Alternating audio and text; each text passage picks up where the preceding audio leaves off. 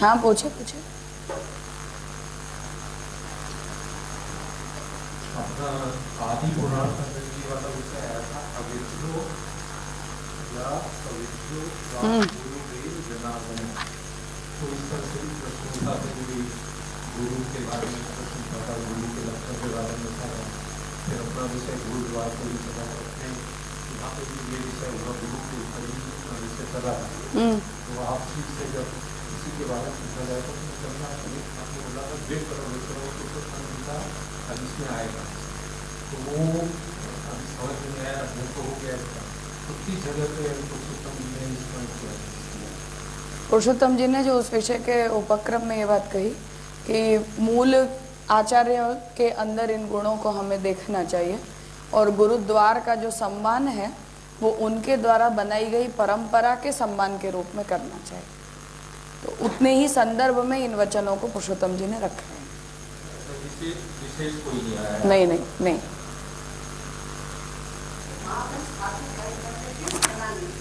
हाँ हाँ उस अर्थ में किया। हमारी ऐसी चर्चा हो रही थी कि जो कल्प है कि गुरु के अभाव में ये करना, जब आपने वो संप्रदायिका करी जब आपको उस विषय में भी आएगा फिर ऐसा कोई स्पेसिफिक आया नहीं। हाँ वो इसलिए क्योंकि गुरुशिप जो है वो यहाँ चर्चा का विषय नहीं है इस ग्रंथ का, कि गुरु कौन होगा, इसलिए उसके विस्तार की अपेक्षा नहीं है इस स्थान पर विषय में।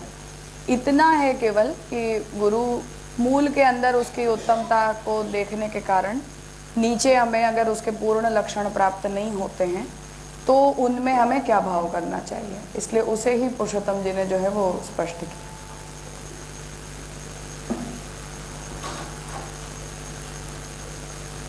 आगे अब नया ग्रंथ यहाँ 15वां है अवतारवादावली के क्रम में, भगवत प्रतिकृति पूजनवादः। ये ग्रंथ मूलतया मूर्ति पूजा के विषय को एड्रेस करने के लिए है, क्योंकि भगवान का जो पूजन है या आराधन है वो अपने यहाँ एक ही तरीके से होता हो ऐसा नहीं है। जो सब लोगों के लिए जिन्हें अपनी परंपरा या भारतीय धर्मशास्त्रों का परिचय नहीं है उन लोगों को इसी वजह से कन्फ्यूजन रहता है।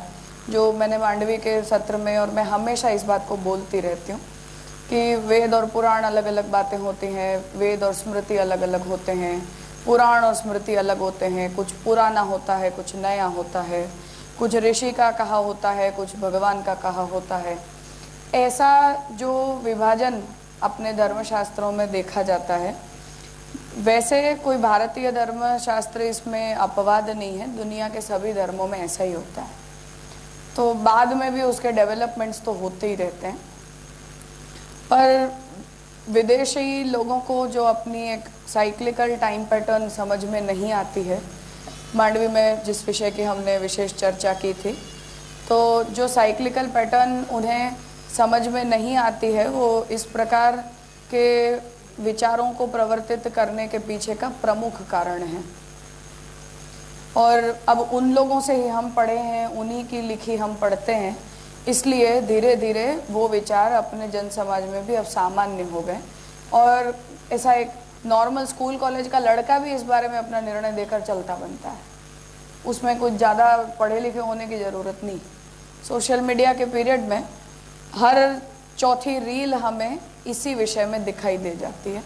हर दूसरा इन्फ्लुएंसर एक नया पॉडकास्ट बनाकर इस बारे में अपना कचरा उगल देता है, उल्टी कर देता है, और ये चलता ही रहता है चलता ही रहता है। तो लोगों को इस बारे में कोई समझ इसलिए नहीं आती है क्योंकि हम किसी भी विषय को प्रक्रिया से पढ़ना नहीं चाहते, प्रोसेस से पढ़ना नहीं चाहते। तो अपने यहाँ देवार्चन, देव पूजन या भगवद आराधन की कोई एक विधा नहीं है, और न ही कोई एक विधा को हमने कंपलसरी बनाया है इस बारे में। जैसे गीता जी के अंदर भगवान ये आज्ञा करते हैं चतुर्विधा भजन्ते माम, और भगवान ये कहते हैं कि आर्त, जिज्ञासु, अर्थार्थी और ज्ञानी 4 लोग मेरा भजन करते हैं। अब ये एक प्रकार का अधिकारी भेद है।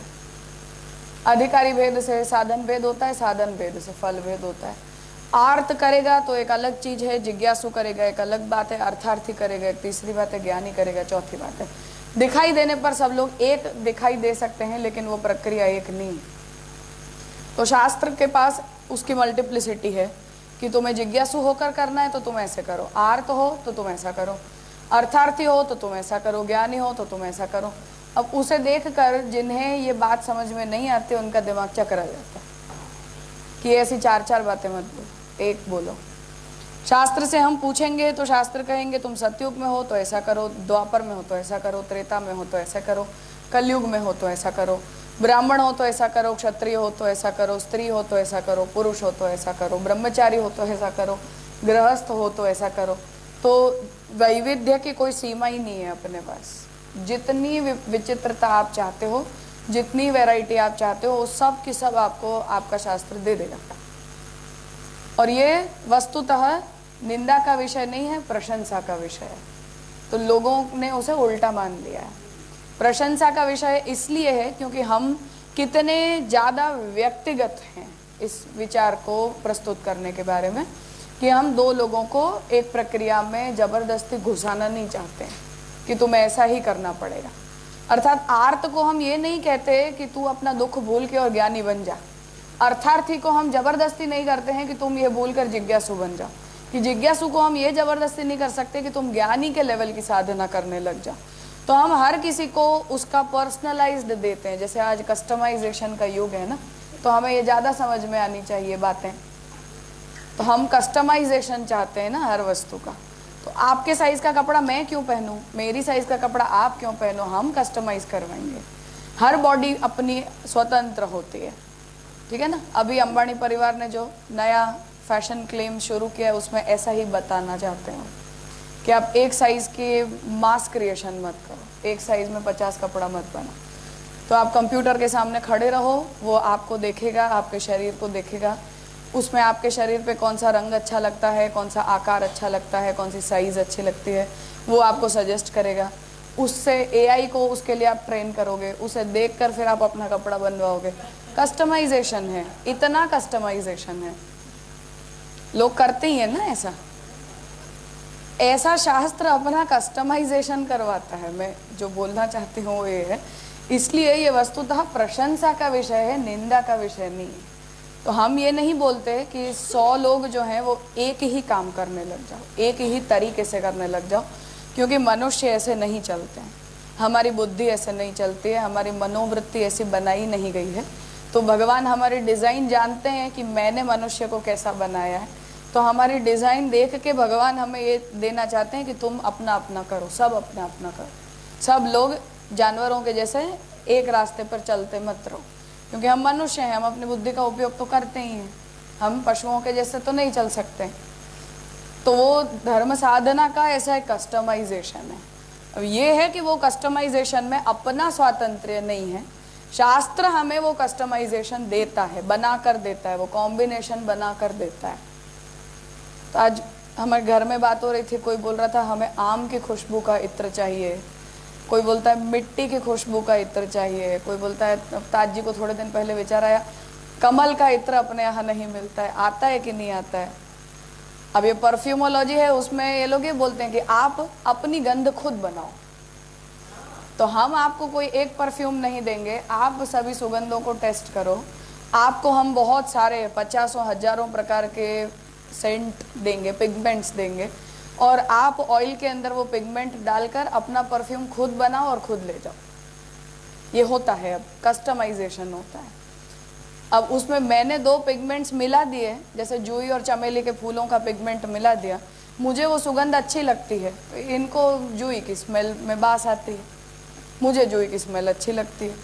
अब ये कस्टमाइजेशन का जैसा युग है ना, यहाँ हमें ये बात जल्दी समझ में आनी चाहिए।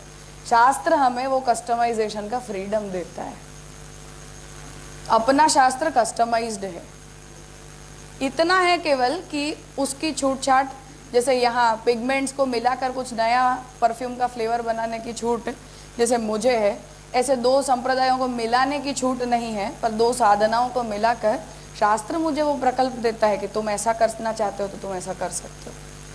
इसीलिए जैसा हमने देखा कि हमें हर व्यक्ति को अपने सपोर्ट का शास्त्र वचन मिल जाता है, अच्छा करने के लिए भी मिल जाता है, बुरा करने के लिए भी मिल जाता है। तो अपना शास्त्र जो है वो कस्टमाइजेशन का है, और आज के समय में ये बात हमें जल्दी समझ में आनी चाहिए। और ये वस्तुतः अपने शास्त्र का प्रशंसनीय अंश है, निंदनीय अंश नहीं है। पर दुनिया के लिए ये निंदा का विषय रहा है और रहा चलता रहता है। लोग उसे बुरा ही बोलते रहते हैं, खराब ही बोलते रहते हैं। जैसे भारत के अंदर हम इस बात को देखते हैं कि हम एक बार 11th और 12th स्टैंडर्ड के अंदर कोई ब्रांच चूज कर लेते हैं अपनी आगे की पढ़ाई के लिए, फिर अचानक से बीच में से आप उसे बदल नहीं सकते हो। अब बहुत से विद्यार्थी ऐसे होते हैं जिन्हें 1 साल के बाद समझ में आता है कि ये हमें नहीं करना था। फिर अपने यहाँ तो उन लोगों का तो 1 साल बिगड़ता है, वो 11वीं से तो उन्हें दोबारा नई ब्रांच में जाकर पढ़ना पड़ता है, दूसरी स्कूल बदलनी पड़ती है। बहुत सारी स्कूल जैसी फैसिलिटीज़ देती नहीं है, पढ़ाई के अंदर 1 साल का गैप आ जाता है, तो उन्हें आगे की पढ़ाई और आगे के जॉब ऑप्शंस को ढूंढने में भी तकलीफ पड़ने लगती है। लेकिन अमेरिका का एजुकेशन सिस्टम ऐसा नहीं है। अब जिस कस्टमाइजेशन की आप निंदा करते हो, उस कस्टमाइजेशन को आप वहाँ चला रहे हो, और उनसे हमने जो बिना कस्टमाइजेशन की एजुकेशन सिस्टम ली थी उसे चलाकर हम अभी पछता रहे हैं। तो वहाँ हर विद्यार्थी जो है वो अपनी पढ़ाई करने के लिए स्वतंत्र है, और हर व्यक्ति को अपना पर्सनल टीचर, मैं बिट्स पिलानी गई थी, वहाँ मुझसे बोला गया था कि यहाँ टीचर्स का राज नहीं चलता है, यहाँ स्टूडेंट्स का राज चलता है। तो फिजिक्स के 5 टीचर होते हैं, स्टूडेंट डिसाइड कर सकता है कि मुझे किस टीचर से पढ़ना है। तो टीचर डिसाइड नहीं करेगा कि आज मैं इस क्लास में जाकर लेक्चर लेने वाला हूँ। तो वहाँ स्टूडेंट्स अपनी मर्जी से चलते हैं, टीचर अपनी मर्जी से स्टूडेंट्स को नहीं चलाते हैं। अब ये कस्टमाइजेशन है कि मुझे नहीं तुम्हारी पढ़ाई में ठीक पड़ता है, मुझे तुमसे पढ़ने में समझ में नहीं आता है, तो हमें टीचर का दूसरा विकल्प चाहिए। तो हर सब्जेक्ट के वहाँ उतने टीचर्स अवेलेबल करवाए जाते हैं, और स्टूडेंट कस्टमाइज्ड पढ़ता है कि मुझे ये ठीक पड़ता है। विदेश के अंदर भी पढ़ाई के अंदर आप अगर बीच में से अपनी ब्रांच बदलना चाहते हो तो फ्रीडम है इस बारे में, आप जिससे चाहो उससे पढ़ सकते हो, जिस आयु तक पढ़ना चाहते हो तब तक पढ़ सकते हो। उसमें अब 20 साल के बाद आपको ये बदल ही देना है ऐसा कोई सिद्धांत नहीं है। एक कॉलेज में एक क्लास से दूसरे क्लास में आप जाकर नहीं बैठ सकते हो, ऐसा कुछ नहीं है। फ्री एजुकेशन का सिस्टम, पुस्तक से एग्जाम देनी है तो पुस्तक से एग्जाम दे सकते हो, बिना पुस्तक देनी है बिना पुस्तक दे सकते हो, आज नहीं देकर कल देनी है कल भी दे सकते हो, जब चाहो तब जैसा कर सकते हो, ऐसा करना अलाउड है उन्हें। तो 10 साल का व्यक्ति भी अगर 2nd स्टैंडर्ड के अंदर दिखाई देगा तो वहाँ की एजुकेशन सिस्टम में अनएक्सेप्टेबल नहीं है, क्योंकि मैं अगर अपनी पढ़ाई के पेस में उस सब्जेक्ट के साथ आगे नहीं बढ़ सकती हूँ तो उसमें कोई चिंता की बात नहीं, वहाँ उसे बुरा नहीं माना जाता है। हम 6 साल का हुआ चलो 1st स्टैंडर्ड, 7 साल का हुआ 2nd स्टैंडर्ड, तो धक्का लगाओ, बेचारा एक रिपीटर है तो उसे हम बुरा बोलने लग जाते हैं, तुम्हारी बुद्धि नहीं चलती। पर हर व्यक्ति की बुद्धि अपने तरीके से चलती है, अपने विषय में चलती है, अपनी स्पीड से चलती है। तो ये एक फ्री एजुकेशन होता है, एक फिक्स नेचर का एजुकेशन होता है।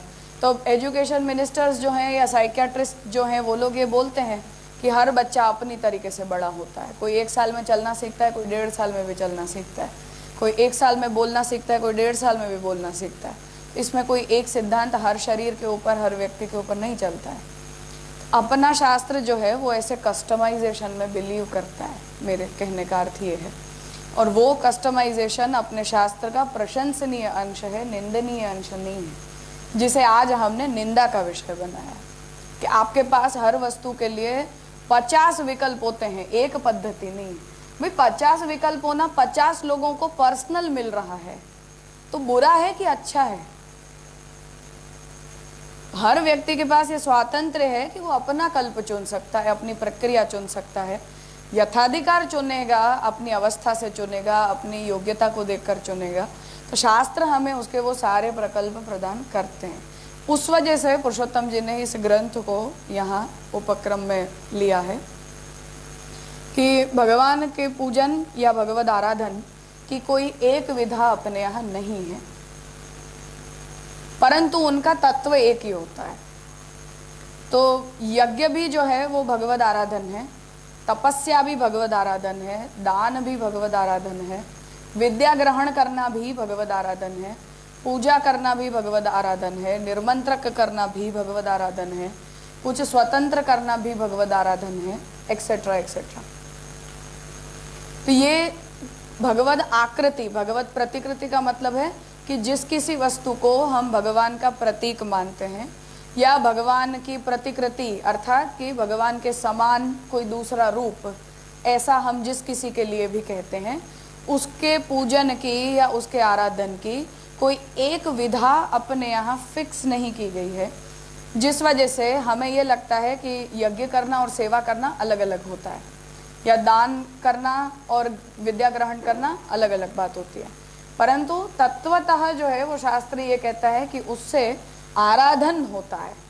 इस वजह से ब्रह्मचारी के लिए विद्या ग्रहण करना ही यज्ञ माना गया है, क्योंकि वो और कोई यज्ञानुष्ठान नहीं करता है, क्योंकि यज्ञानुष्ठान के लिए जो है वो साधन संपत्ति की आवश्यकता होती है। ब्रह्मचारी की अपनी कोई साधन संपत्ति नहीं होती है, वो तो अपने गुरु के अधीन होकर बैठा हुआ है।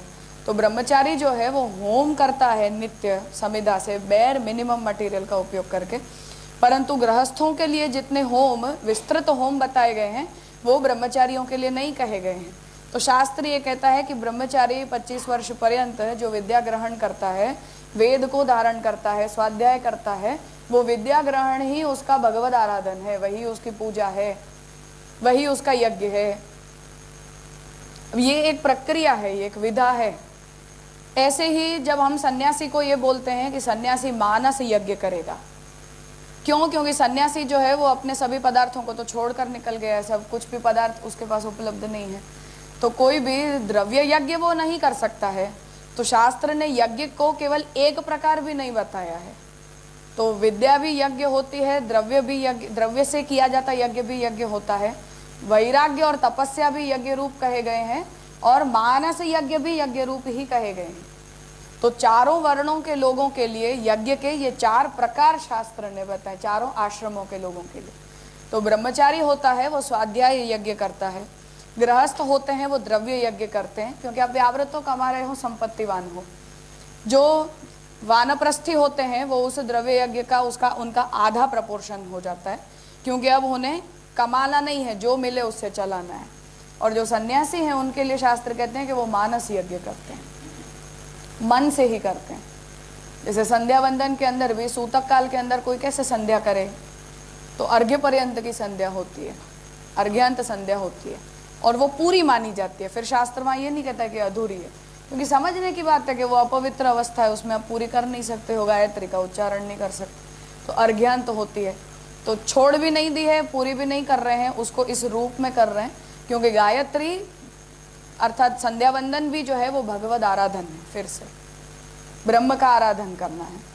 तो हम वहाँ जो भी संध्या वंदन के कर्म में जो द्विज जो कुछ भी करता है वो भी भगवान का आराधन ही है। तो अब ये आराधन आप जो पूछ रहे थे, असेवित नहीं छोड़ सकते, तो सूतक काल के अंदर भी अर्घ्य पर्यंत की संध्या बताई गई है, संध्या का लोप नहीं होता है उसमें भी, सूतक काल में भी संध्या का लोप नहीं होता है, क्योंकि वो भगवद आराधन है, वो हमारा आत्म धर्म है, वो नित्य धर्म है।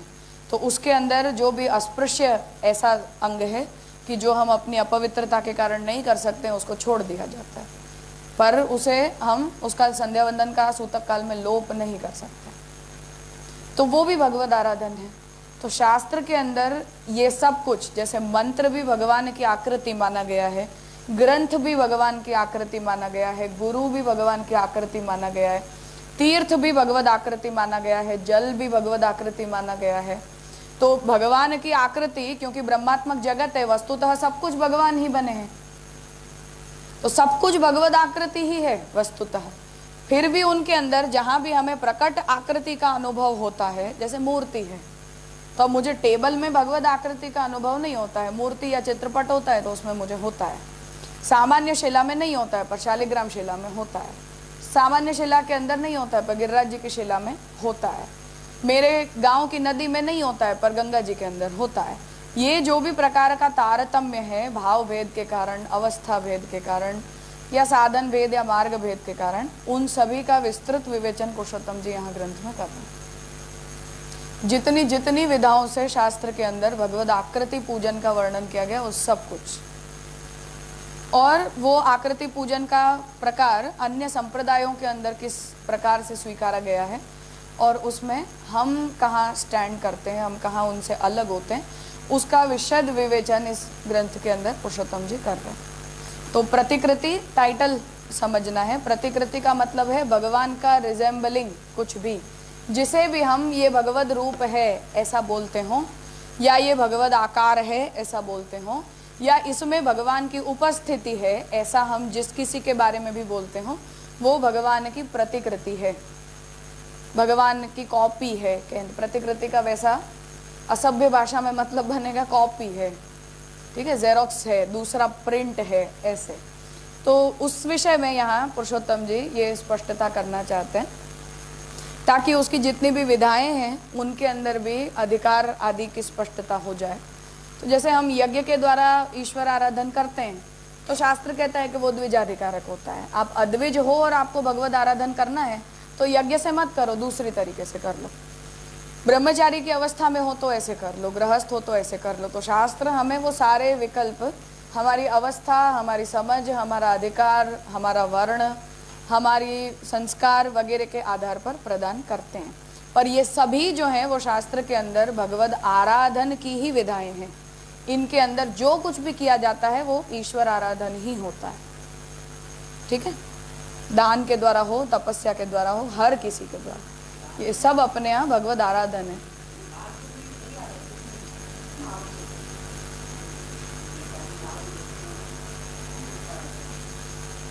सभी के लिए है, क्योंकि हमें, जैसा मैंने कहा कि अब इस काल में लोग हमसे ये बोलते हैं, जैसे आर्य समाज ने इस सिद्धांत को प्रवर्तित किया कि यज्ञ करना जो है ये मूल वैदिक परंपरा है, मूर्ति पूजा करना ये अवैदिक है।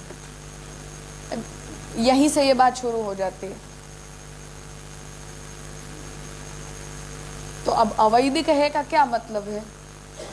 मतलब पौराणिक है, क्योंकि पुराण वेद नहीं होते हैं, पुराण बाद में बने हैं।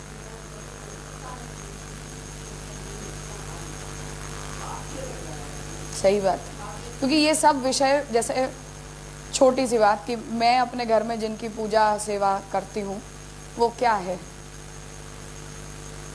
अब आपको जब मंत्र दीक्षा देने के बाद या भक्ति मार्ग में आने के बाद ये बोला जाए कि आप ठाकुर जी के स्वरूप की सेवा करो, तो वो स्वरूप कौन है? परब्रह्म है, परब्रह्म का प्रतिबिंब है, परब्रह्म का कोई एक गुण है, परब्रह्म की कोई एक विभूति है, या शाखा अरुंधति न्याय के जैसे उपासनार्थ आकृति है, क्या है? तो जो भी करेगा, जैसे आज भी हम पुष्टि मार्ग में देखते हैं लोग क्या बोलते हैं, बहुत मल्टीपल बातें हमें इन बारों में सुनी जाती हैं, दोनों ही, शिष्य वर्ग की तरफ से भी, गुरु वर्ग की तरफ से। हमारे घरों में अर्थात वल्लभ कुल के घरों में जो विराजते हैं वो नंदालय है इसलिए वो परब्रह्म होते हैं। आप लोगों के घरों में विराजते हैं वो नंदालय नहीं है इसलिए वो परब्रह्म नहीं है। तो आपके घर में विराजमान ठाकुर जी पोढ़ने के लिए नंदालय में पधारते हैं, ऐसा बोला जाता है। अब ये देखो, उसका मतलब ये है कि आप लोग अपने घरों में जिनकी सेवा करोगे उन्हें आप परब्रह्म नहीं मानोगे। बात आ रही है समझ में? वो कौन है फिर? प्रतिबिंब है, विभूति है, धर्म है, मूल स्वरूप नहीं। तो पुष्टि मार्ग तो खत्म हो गया ना। तो मैं अपने घर में जिनकी सेवा करती हूँ वो यदि परब्रह्म नहीं है, अगर वो परब्रह्म का प्रतिबिंब मात्र है, परब्रह्म की छाया मात्र है, परब्रह्म की आकृति मात्र है, या उसमें परब्रह्म होने का केवल वो मृगजल के जैसे केवल एक झांसा देने के लिए किया जाता है, तो भक्ति तो गई ना, गई भक्ति वहां से ही। जो भी व्यक्ति अपने मन में ऐसा विचार लेकर और 30-40 वर्षों से सेवा कर रहा था वो क्या कर रहा है? जैसे गिरिराज जी के लिए मैंने कितना नॉर्मल सी छोटी सी बात में ये पूरा वाद ही प्रकट हो जाता है कि हम गिरिराज जी की 3 परिक्रमा करके और सांप, ग्वालिये और शेर के रूप में, गाय के रूप में ठाकुर जी का दर्शन करेंगे। तो भाई ये गिरिराज जी कौन है? पहले मुझे इसका जवाब चाहिए। दर्शन होंगे नहीं होंगे बाद की बात है, जिनकी आप परिक्रमा कर रहे हो वो ये गिरिराज जी कौन है? अब उसका मतलब ये है कि वो गिरिराज जी परब्रह्म नहीं है। गिरिराज जी ठाकुर जी नहीं है। तो ठाकुर जी तो हमें सांप के रूप में दिखेंगे, ठाकुर जी हमें ग्वालियर के रूप में दिखेंगे, गाय के रूप में दिखाई देंगे, पर ये जो पर्वत है वो गिरिराज जी भगवान नहीं। हो गया ना, प्रतिकृति तो खत्म हो गई उसमें। फिर आपने जिनका पूजन करके परिक्रमा प्रारंभ की थी, वो पूजन किसका पूजन किया था? वो किसका पूजन किया था? वो हम नहीं अपने मुंह से बोलते, लेकिन वो शिला है क्या केवल? आप अगर आपके मन में पहले से ही ऐसा भाव चल रहा है, संकल्प ही ऐसा चल रहा है कि हम 3 परिक्रमा करके और इन रूपों में ठाकुर जी का दर्शन करेंगे, तो उसका मतलब है कि फिर तो आप चक्कर काट रहे थे केवल। परिक्रमा परिक्रमा नहीं है, वो परिक्रमा तो पूजनांग होती है, उपासनार्थ होती है। बात आ रही है समझ में? और वो लोग अपने आसपास यही ढूंढते हैं। हमें भी सांप दिखाई दिया था, तो हमें तो बिना 3 परिक्रमा किए दिखाई दे गया, तो भगवान थे क्या वो? सांप भी ब्रह्मात्मा की होता है, भगवद आकृति है, कोई इसमें संशय नहीं है। पर फिर गिरिराज जी क्या हैं?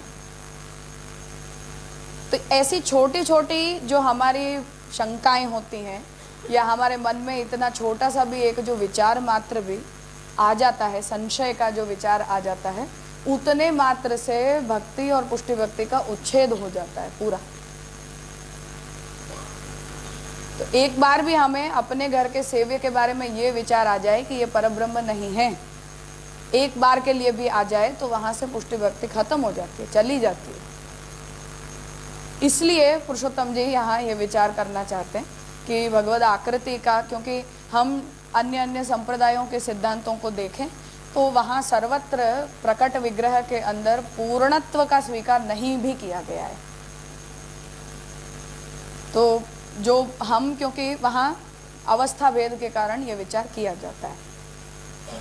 तो भगवान का जैसे हम आविर्भाव तिरोभाव का सिद्धांत मानते हैं, या अन्य अवतारों के अंदर आवेश अवतार मानते हैं, भगवान के धर्म के गुणों के अवतार मानते हैं, गुणावतार हैं, आवेशावतार हैं, उस प्रकार से जो विग्रह होते हैं उनके अंदर भी पूर्ण परब्रह्मत्व का स्वीकार तत्वतः नहीं भी किया जा सकता है, कुछ विचारों के अनुसार, कुछ वचनों के अनुसार। क्योंकि वहाँ ये प्रश्न उपस्थित होता है कि आप परब्रह्म की उपासना करने योग्य नहीं हो इस अवस्था में। हाँ, वैष्णव उपासना में भी, हाँ हाँ, पूर्ण प्रकट नहीं होते हैं। हाँ, वो विभूति रूपत्वे न उपस्थित होते हैं। हाँ, मूर्ति चाहे कोई भी रूप की हो, अवस्था के कारण, संकल्प के कारण, या संप्रदाय की व्यवस्था के कारण, कोई भी वजह से। जैसे श्री हरिराय जी ये बात कहते हैं कि वो सावरण स्पर्श होता है, निरावरण स्पर्श नहीं है। अब ये भी एक विचार का विषय है कि सावरण स्पर्श से क्या मतलब, क्या परब्रह्मत्व का वहाँ प्राकट्य है, पर हमारा स्पर्श परब्रह्म को नहीं हो रहा है, किसको हो रहा है? तो सावरण होना और निरावरण होना, ये भी जैसे अपने यहाँ का ही एक प्रवर्तित विचार है, उस तरह से। तो प्रतिकृति पूजन हम करते हैं, परंतु उनके अंदर सर्वत्र परब्रह्मत्व का ही स्वीकार किया गया हो, इस बारे में सभी संप्रदाय और सभी आचार्य एकमत नहीं है। इसलिए उन सभी का यहाँ विस्तृत विचार पुरुषोत्तम जी अपने संप्रदाय की खासकर स्पष्टता के हेतु से करना चाहते हैं कि जब हम ये कहते हैं कि हमारे घर में जो विराजमान हैं उनमें तो पूर्ण परब्रह्मत्व प्रकट है ही, इसमें कहीं भी कोई संशय को स्थान नहीं। अब इतना जरूर है कि हमारी उतनी निरोध अवस्था वाली या सर्वात्मभाव अवस्था वाली योग्यता नहीं होती है, तो परब्रह्मत्व का अनुभव करने योग्य हम नहीं होते हैं। पर भगवान की तरफ से जब प्राकट्य होता है हमारे भाव से या महाप्रभु जी के संकल्प के कारण, तो वो तो पूर्ण परब्रह्मत्व का ही होता है। उसमें भगवान का कोई गुण या भगवान का आवेश या भगवान के किसी धर्म का प्राकट्य हो, ये अपने संप्रदाय का सिद्धांत नहीं है। अब आपको इसे सिद्ध भी तो करना पड़ेगा ना, बोल देने से नहीं चलता है कुछ भी। और उसके साथ जुड़े हुए जो भी आनुषंगिक विचार हैं उनकी भी हमें स्पष्टता करनी पड़ती है कि हम तो संसारी जीव हैं, प्राकृत हैं, अभी जिज्ञासु मात्र हैं, तो अभी क्या हम परब्रह्म की सेवा योग्य हैं, परब्रह्म के स्पर्श योग्य हैं? क्या हमारे द्वारा किए गए जो उपचार हैं वो परब्रह्म को प्राप्त करवाने योग्य हैं, एक्सेट्रा एक्सेट्रा।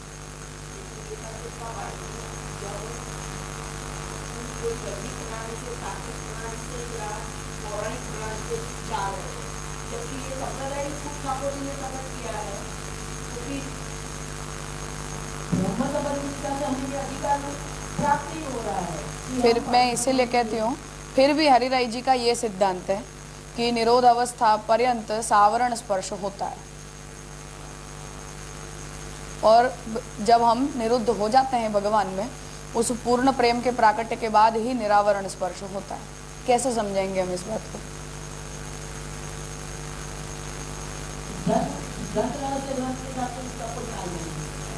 मैं वही कहती हूँ, पर हरिराई जी महाप्रभु जी की वाणी पर ही ये टीका कर रहे हैं। हरिराई जी नहीं, मैं हरिराई जी की बात कर रही हूँ कि ये हमारे संप्रदाय का ही सिद्धांत है। हाँ, तो अब हमें इसको बताना तो पड़ेगा ना कि इसका क्या मतलब बनता है। जब से महाप्रभु जी को दीक्षा मिली है, वहाँ से लेकर हरिराई जी तक आना, और जितने भी वचन महाप्रभु जी के हैं, हाँ, सब वचनों को कोट करके और उनका अनुमोदन करते हुए कि ये वचन का आना निरावरण है या सावरण है, हाँ, तब हरिराई जी। हाँ, मैं वही कह रही हूँ, हरिराई जी की बात को हम केवल समझ सकते हैं, उसका जवाब हम नहीं दे सकते। हम वो हमारे गुरु हैं, हमारे आचार्य हैं, उन्होंने जो कहा वो समझना अपना काम है, उसे काउंटर करना अपना काम नहीं। मैं ये बोलती हूँ कि ये अपने संप्रदाय का सिद्धांत है कि नहीं है, कोई दूसरा संप्रदाय का आचार्य हमसे ये नहीं बोलता है। अब आप हम सब जो भी सेवा करता लोग हैं वो इसे समझाएं कि अभी हम अपने घरों में जो ठाकुर जी का स्पर्श करते हैं वो अगर सावरण स्पर्श है ही सिद्धांत के हिसाब से, हरिराई जी के सिद्धांत के हिसाब से, तो वो सावरण स्पर्श का क्या मतलब है?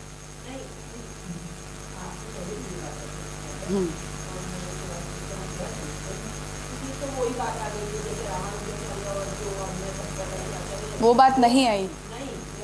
वो जैसे चित्त शुद्धि के बाद ही तुम ये प्रकार की सेवा समर्पण करो, जो वो लोग मानते हैं। ये दीक्षा लो, आप चित्त शुद्धि करो, फिर जाके तुमको तो नहीं तो अधिकार है ही नहीं। ये बात हमने चर्चा कर ली आगे। तो वही बात हुई कि जब तक तुम्हारा चित्त का निरोध नहीं हो रहा है, तब तक तुम परब्रह्म की सेवा नहीं करो। फिर कोई आवरण वाली यानी विभूति की पूजा करो, तो वो तो हमारा संप्रदाय में, उसके संप्रदाय में मुझे मैं वही कह रही हूँ, पर हरिराई जी ऐसा नहीं कहते हैं। इसीलिए हमें वो सोचना पड़ता है कि वो लोग क्या कहते हैं और हरिराई जी जो आज्ञा कर रहे हैं उसका मतलब क्या है। हाँ हाँ, मैं वही इसीलिए कह रही हूँ कि इसीलिए ये प्रतिकृति की प्रक्रिया को समझना इसीलिए जरूरी होता है। पुरुषोत्तम जी का जो प्रयोजन है वो हमें समझ में आना चाहिए कि इसके ऊपर ये विचार करना इसीलिए आवश्यक होता है, क्योंकि इस एकमात्र संशय या एकमात्र निर्णय के ऊपर आपका पूरा जीवन चलने वाला है, आपकी पूरी साधना और आपका पूरा फल चलने वाला है। उसकी गंभीरता जो है वो पुरुषोत्तम जी मानते हैं, इसीलिए उसका निरूपण यहाँ आप करना चाह रहे हैं। हाँ,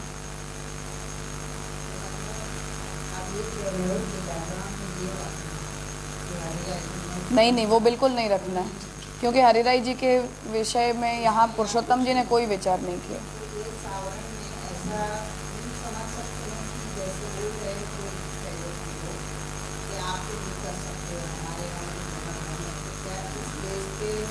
नहीं, बिल्कुल नहीं। तो हरिराई जी ने जो भी निरुद्ध नहीं है वो सब, इसलिए उसमें कोई आचार्य और शिष्य के बीच में कोई भेद की कोई बात नहीं। हमारे यहाँ भी वही होगा और आपके यहाँ भी वही होगा। अरे मैं ये नहीं कहती कि हरिराई जी के वचन पर हम अभी यहाँ विचार करेंगे, वो तो उनकी टीका देख लो जाके क्या कहना चाहते हैं।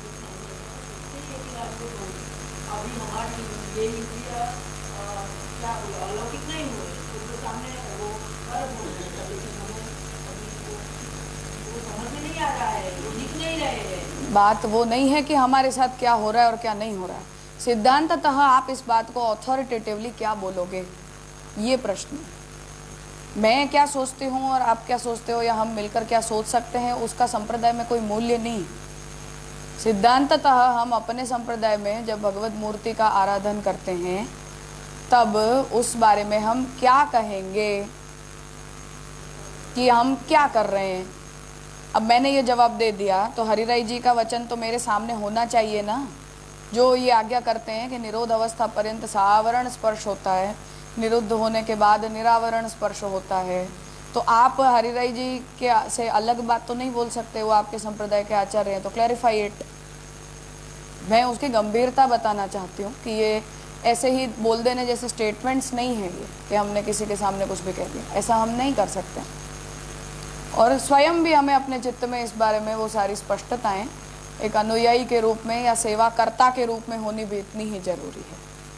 तो इस वजह से पुरुषोत्तम जी ने इस ग्रंथ पर विचार करना यहाँ प्रारंभ किया है, ये तात्पर्य। तो ये सभी जो लोगों के मत हैं मूर्ति पूजा को लेकर या विग्रहोपासन को लेकर या विग्रह के प्रतिरूप चित्रपट को लेकर या शिलाओं को लेकर, वस्त्र सेवा को लेकर, हस्ताक्षर सेवा को लेकर, पादुका सेवा को लेकर, सब प्रतिकृति हैं अलग अलग प्रकार की, या चिन्हों को लेकर। यद्यपि वस्त्र सेवा का पूरा एक स्वतंत्र वाद ग्रंथ पुरुषोत्तम जी ने प्रकट किया है, फिर भी ये सभी आनुषंगिक विषय हैं जो इसके अंतर्गत सोचे जाएंगे। तो अवतारवादावल्याम पंचदशो भगवत प्रतिकृति पूजनवादः, तो 15वां भगवत प्रतिकृति पूजनवाद श्री पुरुषोत्तम जी यहाँ से प्रारंभ कर रहे हैं। मंगलाचरणेन विषयोपक्रमः, मंगलाचरण आप कर रहे हैं। सर्वः सर्वांतरो देवो, जो सर्वरूप हैं, सभी की अंतरात्मा में विराजमान है। यो गुरु प्रतिमादिषु, उत्तम वाची गुरुपद है यहाँ, सभी प्रतिमाओं में जो श्रेष्ठ है। भक्त्या भक्तैर विशेषेण, भक्ति के भक्तों के द्वारा की गई भक्ति से जो विशेषतः अपने आप को रिवील करते हैं या प्रकट करते हैं। पूज्यस्तम कृष्णम आश्रय, ऐसे पूज्य श्री कृष्ण का हम आश्रय करते हैं। गुरु शब्द जो है वो यहाँ उत्तमतावाची है। गुरु शब्द का यहाँ विद्या गुरु शिक्षा गुरु से मतलब नहीं।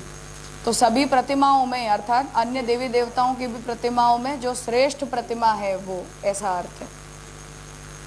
पूर्व पक्ष, तो अब यहाँ पूर्व पक्ष बता रहे हैं। ननु इदम असंगतम इव आभाति, कि आपने जो मंगलाचरण में जो बात कही वो असंगत लगती है। कुतः, क्यों लगती है? तो पूर्व पक्ष की संग्रह कारिका यहाँ पुरुषोत्तम जी दे रहे हैं और उनका फिर क्रमशः एक एक बिंदु का जो विचार है वो पूर्व पक्ष के अंतर्गत आप करेंगे। स्थान तौल्यत्वात्, स्थितेः साम्यात्, स्थान तौल्यत्वात् अर्थात कि ब्रह्मांड की सभी वस्तु ब्रह्मात्मक होती है, इसलिए कोई एक वस्तु में विशेष ब्रह्मत्व प्रकट होता है ऐसा नहीं है। तो सभी स्थान अर्थात कि हर रूप, हर नाम, हर कर्म भगवान की ब्रह्मात्मक दृष्टि से एक समान होते हैं। स्थितेः साम्यात्, उनकी स्थिति भी एक समान ही होती है।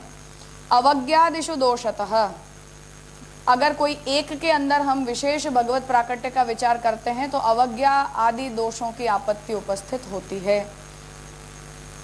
जैसे मैंने किसी एक व्यक्ति की बात नहीं मानी तो वो भी तो भगवान का रूप है, तो मैंने भगवान की बात काटी। ऐसे निंदनाच अन्यथा भक्ते है, निंदन, किसी को हमने बुरा बोल दिया, जैसे कल बोला कृष्ण नाम के व्यक्ति को गाली दे दी हमने, तो भगवान को दे दी, ऐसे भी नहीं। तो ऐसे कुछ लोक व्यवहार हमसे, तुल्यता हमारी ऐसे सब सर्वत्र प्रकट नहीं होती है। तो निंदनाच अन्यथा भक्ते है, कोई दूसरे ही प्रकार की भक्ति का स्वरूप वो ग्रहण कर ले, उसके अंदर कोई प्रकार की विकृति आ जाए।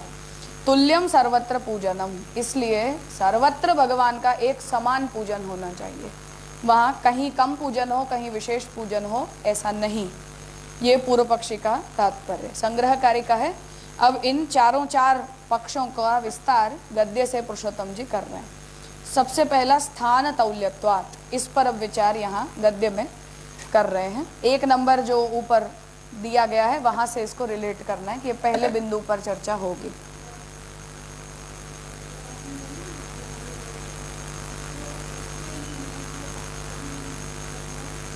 चलेगा।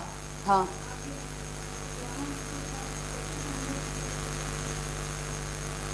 संदर्भ ये कि हम जिनकी पूजा करते हैं या हम जिनकी अर्चना करते हैं वो मूल है या मूल का प्रतिबिंब है, या मूल का कोई एक गुण है, या मूल का कोई एक अंश मात्र है। ऐसे तो मूर्ति पूजा जो होती है उसमें मूर्ति साक्षात है परब्रह्म, या परब्रह्म से कुछ कम है अर्थात अक्षर है, या उससे भी कम कोई विभूति है, या नारायण है, या भगवान का कोई एक गुण है, या भगवान का कोई एक अंश है। क्या है वो मूर्ति? ऐसे ये हरिराई जी ने बोला है, ऐसा सोचकर हमें नहीं लेना है, पर आवरण और निरावरण के विषय में एक विचार हमारे चित्त में रहना चाहिए कि मूर्ति पूजा को लेकर, विग्रहोपासन को लेकर, ये अपने ही संप्रदाय से प्रवर्तित एक ओपिनियन है।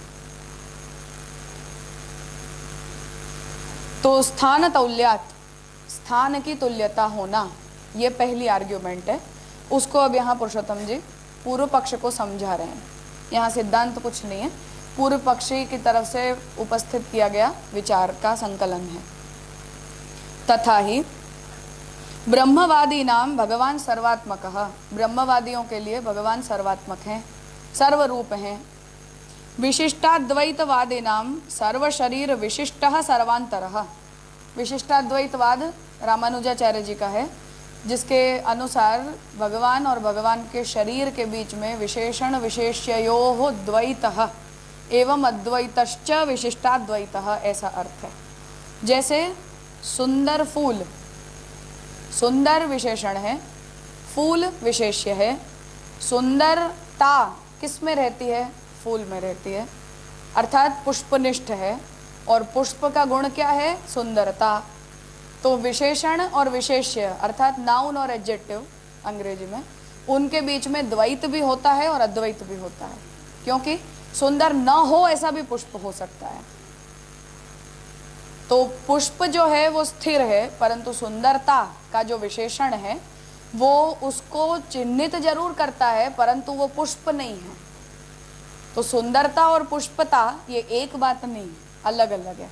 पर जब हम सुंदर पुष्प ऐसा बोलते हैं तो सुंदर विशेषण को हम उसके विशेष्य में घटित करना चाहते हैं। इस प्रकार से जीव और जगत ये दोनों नारायण के विशेषण हैं, एडजेक्टिव हैं, और नारायण उसका नाउन फॉर्म है, विशेष्य है। तो विशेषण और विशेष्य के बीच में द्वैत और अद्वैत दोनों ही होते हैं, इसलिए वो विशिष्टाद्वैत का सिद्धांत है। विशेषण है, शरीर है, तो वहाँ शरीरात्मवाद जो है वो देहात्मवाद बोला जाता है। तो मेरा ये शरीर है, इसके अंदर एक आत्मा रहती है। अब आत्मा का तो कोई नाम नहीं है, पर आपको मुझे अगर बुलाना है तो आप कैसे बुलाओगे? मेरे शरीर से बुलाओगे ना, मैत्री ऐसा बोलोगे। अब मैं आपको ये बोलूँ, कौन मैत्री? द्वैत अद्वैत दोनों हैं, मैं समझा वही कह रही हूँ।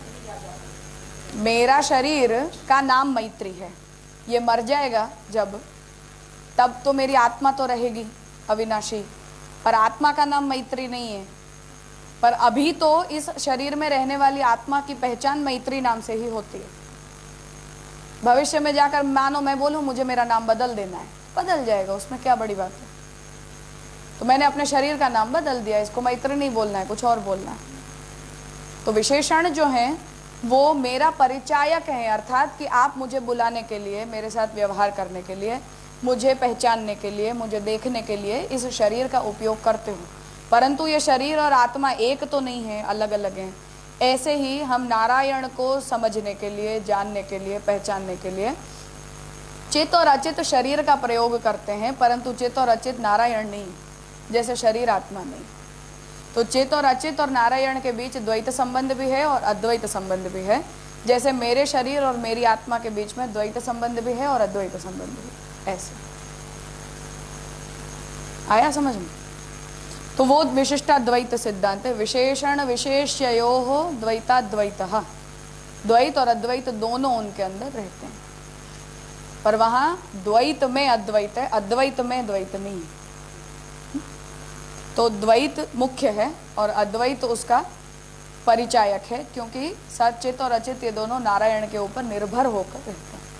तो मेरा शरीर मेरी आत्मा के ऊपर अपने अस्तित्व के लिए निर्भर है, पर मेरी आत्मा अपने अस्तित्व के लिए मेरे शरीर के ऊपर निर्भर नहीं है। ऐसे चित और अचित ये दोनों अपने अस्तित्व के लिए नारायण के ऊपर निर्भर हैं, पर नारायण अपने अस्तित्व के लिए चित और अचित के ऊपर निर्भर नहीं है।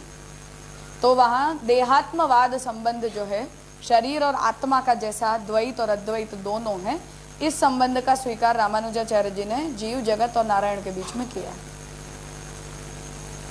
ये याद रखना, आगे पुनः पुरुषोत्तम जी इसका विस्तार करेंगे विशिष्टाद्वैत मत का, थोड़ा समझ लेना।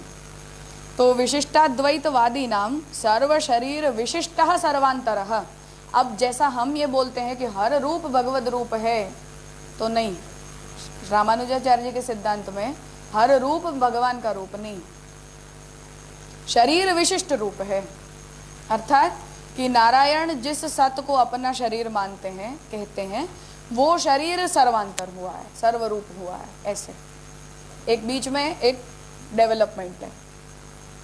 तो उत्पत्ति की प्रक्रिया में नारायण जब ये संकल्प करते हैं कि मुझे इस जगत को प्रकट करना है, तो चित और अचित ये नारायण के नित्य शरीर हैं, वो कभी उत्पन्न भी नहीं होते, उनका कभी नाश भी नहीं होता। जैसे सूक्ष्म रूप से वो सर्वदा नारायण के साथ होते हैं।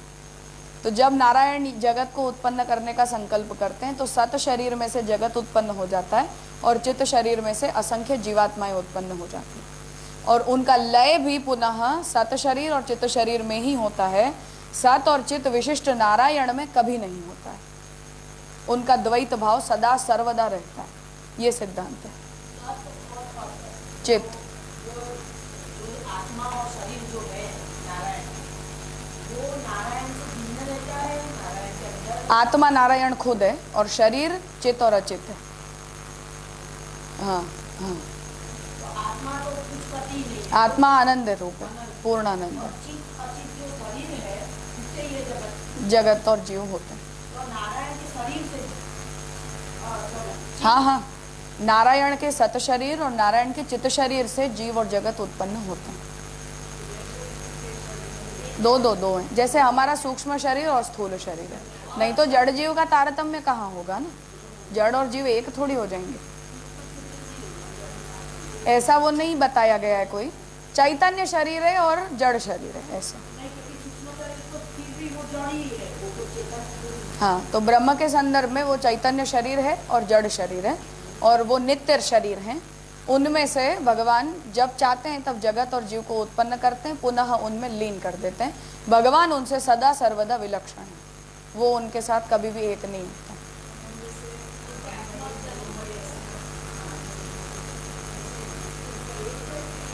नहीं, स्वतंत्र हैं, सर्वथा स्वतंत्र है, सर्वथा स्वतंत्र है। नहीं, हमारी भी एक आत्मा दो शरीर को लगा कर रहती है ना, तो वही मैं कह रही हूँ, हम एक आत्मा को दो शरीर लगते हैं कि नहीं लगते हैं? ऐसे नारायण भी दो शरीर को रखते हैं अपने साथ, अनंत रख सकते हैं, तो दो की क्या? नहीं, आनंद रूप नारायण स्वयं है, आनंदाकार है।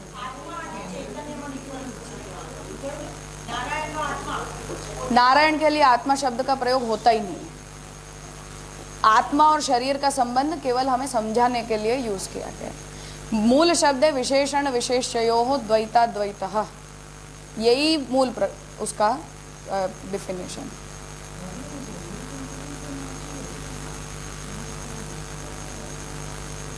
हमें समानते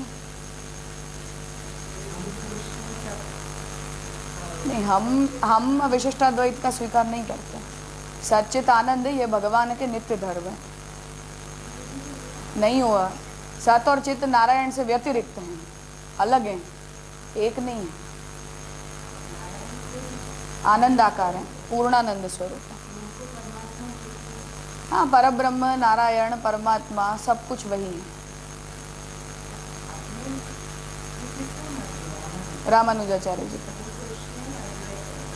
नहीं, द्वैताद्वैत है। नहीं, हम भी अद्वैत नहीं मानते, हम भी अद्वैत और द्वैत दोनों ही मानते हैं।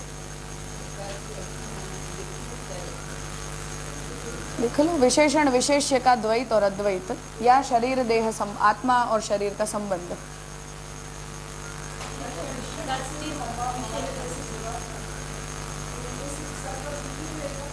ऑब्वियसली कभी नहीं हो सकता है, कभी नहीं हो सकता है।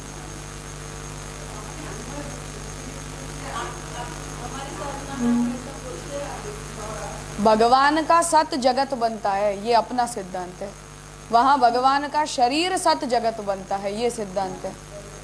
फर्क हो गया।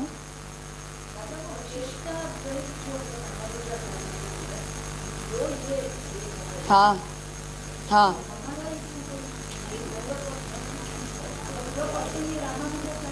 नहीं है, रामानुजाचार्य जी पूर्व पक्षी नहीं है। अरे स्थान तौल्यत्वात् को स्पष्ट करना चाहते हैं कि हम जब ये बोलेंगे कि पूरा जगत ब्रह्मात्मक है, तो रामानुजाचार्य जी क्या बोलेंगे? नहीं, पूरा जगत ब्रह्मात्मक नहीं है, भगवान का शरीर जगत हुआ है।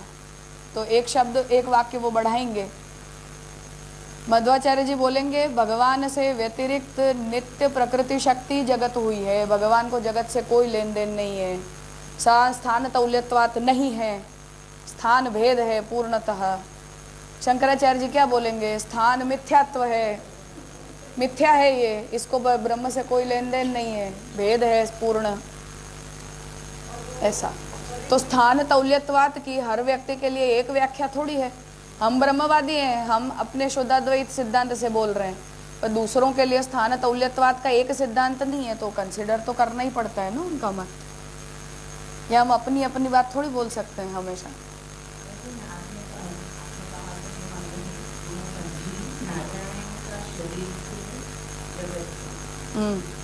जगत और जीव दोनों हुए? नहीं हुआ। जैसे मेरी आत्मा और शरीर एक है, फिर भी पर मेरी आत्मा शरीर छोड़ देगी तो इसको तो जला के खत्म कर दिया जाएगा।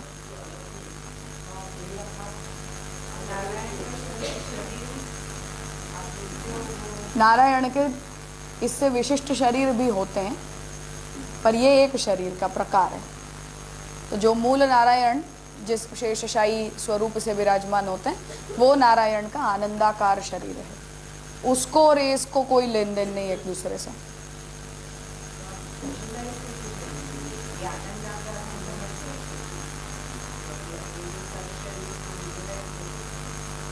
विजुअलाइज ये करेंगे कि भगवान के पास एक एक्स्ट्रा बॉडी है रखने के लिए। हाँ, सेम टाइप नहीं, वो शेषशायी नारायण के रूप में दिखाई नहीं देती, आनंद रहित है वो, उसमें आनंद का एक बूंद भी नहीं, निरानंद है पूर्णतः। भगवान आज्ञा देंगे कि तुम करो,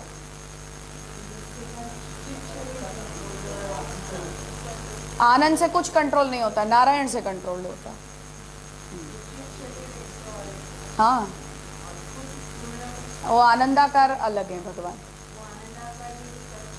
नहीं, सच्चित का वहाँ कोई काम ही नहीं है ना। आनंद घन है वो, उसमें आनंद का प्राचुर्य है, आनंद के अतिरिक्त उसमें कुछ भी नहीं।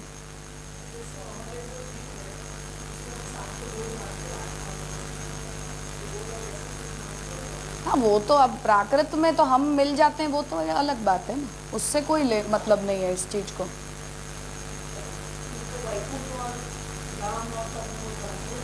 हाँ, तो नारायण कहाँ रहेंगे? वैकुंठ धाम।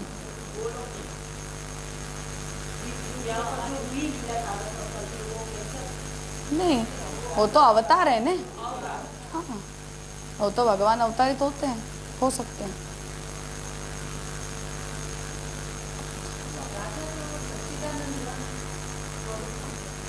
सच्चिदानंद घन है ऐसा एक भी वेद वाक्य नहीं है, किसी को भी नहीं बोलते हैं। ब्रह्म की 3 शक्तियां हैं, सत्यम, ज्ञानम और अनंतम। तो सत्य और ज्ञान व्यतिरिक्त शक्तियां हैं, और आनंद मेरा रूप है, मूल। ऐसे हाँ, पर सत्य और चित्त मेरे द्वारा कंट्रोल्ड है ना, स्वतंत्र शक्तियां नहीं है, उनका अपना कोई स्वातंत्र नहीं है। भगवान बोलेंगे तो काम करेंगे, नहीं बोलेंगे तो इनएक्टिव हो जाएगी। तो भगवान की पूर्णतः पारतंत्र शक्तियां हुई ना वो, ऐसे। नहीं, ऐसा भी नहीं।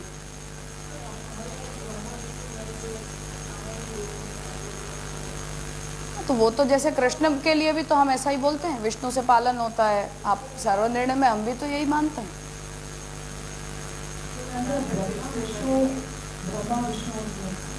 विष्णु और नारायण एक नहीं है, हमारे सिद्धांत में भी एक नहीं है।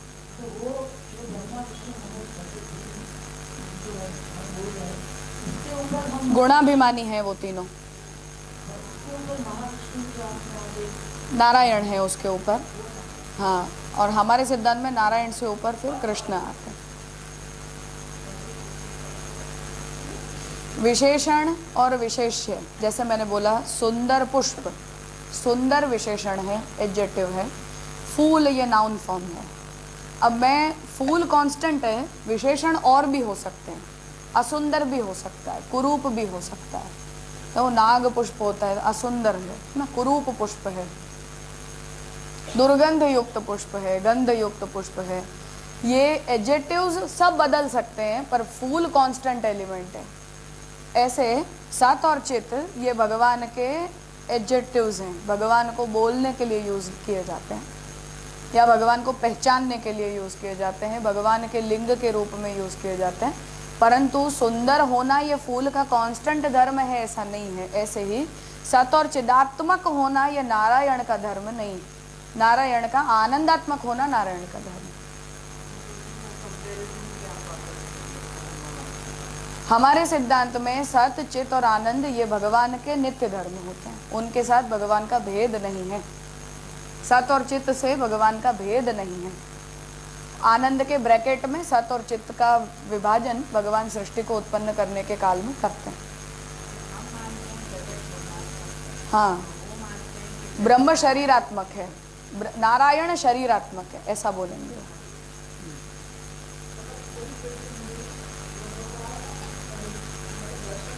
नारायण कुछ नहीं है यहाँ, कुछ भी यहाँ नारायण नहीं, कुछ भी नहीं, कुछ भी नहीं। हाँ, पूजनीय नहीं है। हम कौन सा इसकी पूजा करते हैं? बोलने से क्या होता है? आप इसकी पूजा करते हो, पूजनीय तो हम भी नहीं मानते। ब्रह्मात्मक मानते हैं पर पूजनीय नहीं मानते हैं, उसमें वो धर्म का स्वीकार नहीं करते हैं।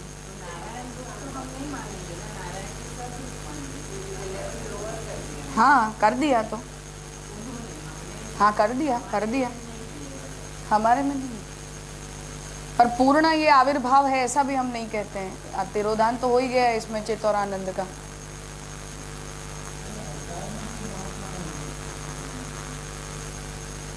अवतार सब नारायण के समान होते हैं, उसमें कहीं कोई तारतम्य नहीं होता, नहीं आती है। वो शरीर तो भगवान अपने पूर्ण शरीर से प्रकट होते हैं, प्राकृत शरीर से प्रकट नहीं होता। हाँ हाँ हाँ, बिल्कुल, क्योंकि वो नारायण का स्वतंत्र शरीर वैकुंठ में होता ही है ना, जो सत और चित्त से विलक्षण है। उस शरीर से ही नारायण प्रकट होते हैं। वही, हाँ। अब उन्हें विष्णु कहोगे तो वो अलग हो जाएंगे, नारायण कहोगे तो अलग हो जाएंगे। नहीं, उसमें तो हम, उसमें अलग होने जैसा क्या है? तो हम ऐसा थोड़ी मानते हैं कि शेषैया में घूमने निकलते हैं भगवान। हम भी तो ऐसा ही कहते हैं कि भगवान नित्य स्थायी हो। लीला करेंगे तो भगवान तो आत्मलीला कर लेते हैं ना, उसमें भगवान को हिलने की कोई जरूरत नहीं होती। नित्यशाही है, नित्यशाही है।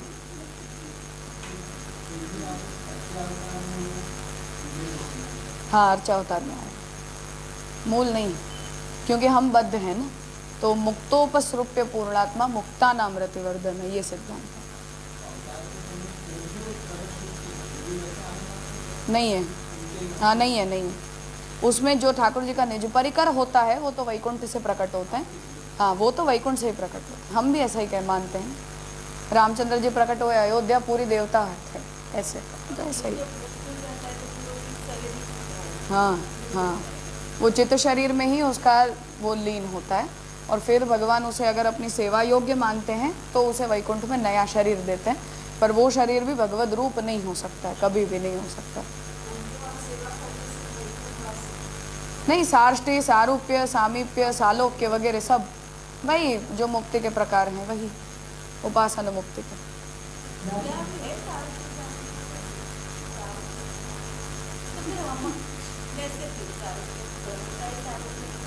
तो मैं ठाकुर जी का वेश पहन लूँ तो मैं कृष्ण थोड़ी हो जाऊंगी। हाँ, मैं भगवान थोड़ी हो जाऊंगी उसे। स्वरूप स्थिति कभी नहीं हो सकती, कभी नहीं हो सकती। सायुज्य हो नहीं सकता है। सायुज्य का मतलब कि आप भगवान के साथ रहकर सहयुज्यते, उनके साथ रहो, सहवास, ये सायुज्य। एकाकार कभी नहीं हो सकता। हाँ। विशेषण विशेष्योः द्वैताद्वैतः विशिष्टाद्वैतः, ये परिभाषा है उसकी। इस लोक में नहीं हो सकता है, भगवान के शरीर में प्रकट रहता है। हाँ हाँ हाँ, वो तो ठीक। हाँ हाँ,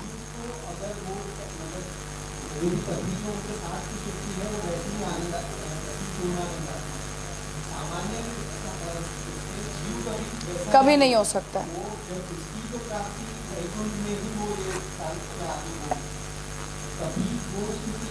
फिर भी वो गरुड़ आदि नित्य मुक्त जीवों के समान फिर भी कभी नहीं हो सकता, कभी नहीं हो सकता। तो वो नित्य मुक्त हैं और हम बद्ध होकर मुक्त होते हैं, तो हम दोनों भी एक जैसे कभी नहीं हो सकते। हमारे में उच्च नीच भाव का तारतम्य सर्वदा रहता है। हाँ हाँ, बस ना, कभी नहीं, कभी नहीं। मतलब उत्तम भक्ति पर हो ऐसा बोल सकते हैं। वस्तुतः जीवन मुक्त कभी नहीं हो सकता। हाँ, वो क्यों बाद में भी हमारे उसमें तो नहीं। हाँ, हो ही नहीं सकता, हो ही नहीं सकता।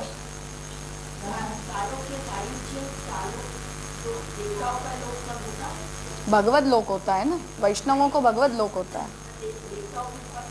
नहीं होती है, अन्याश्रय शुद्ध दोष है, नारायण। तो हमने भी तो शास्त्र का वो अंश छोड़ दिया है ना। हाँ, वो सब हो सकता है, अगर उनके उपासक हैं तो वो वहां जाएंगे।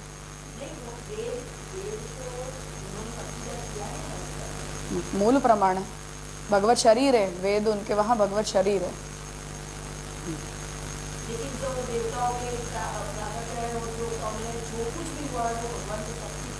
हाँ बिल्कुल, वो ठाकुर नारायण का अपना स्वरूप है। नहीं, चित्त शरीर से ही होता है। हाँ, ज्ञान रूप है, भगवत स्वरूप से कभी नहीं हो सकता। भगवान एकमेव अद्वितीय हैं, उनकी कोई प्रतिकृति कभी नहीं हो सकती। मूल रूप की कोई प्रतिकृति कुछ नहीं हो सकता। कोई देवता नहीं हो सकता, लक्ष्मी जी भी नहीं हो सकते, कोई तत्व नहीं हो सकता, वेद भी नहीं हो सकते, कुछ भी नहीं हो सकते। भगवान सर्वतंत्र स्वतंत्र एकमेव अद्वितीय तत्व हैं, उनका स्टेटस और किसी का कभी नहीं हो सकता, कभी भी नहीं हो सकता, कुछ भी नहीं हो सकता, कुछ भी कभी नहीं हो सकता। तद रूप कोई नहीं हो सकता है, तदाकार कोई नहीं हो सकता है, तत्समान कभी कोई नहीं हो सकता। तो शरीर से हो गए ना, तो सत शरीर और चित शरीर भगवान के ही तो है ना, कोई दूसरे के थोड़ी है, उससे हो गए।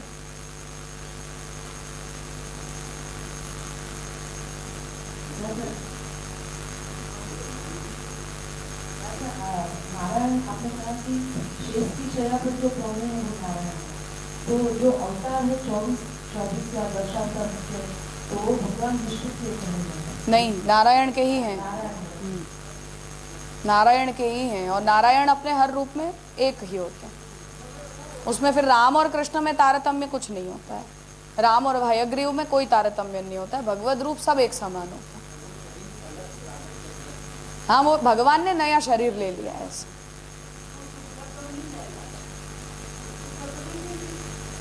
सत्व नहीं है वहां कुछ भी, आनंद ही है केवल। सत और चित्त का कोई स्पर्श मात्र भी नारायण को नहीं होता है,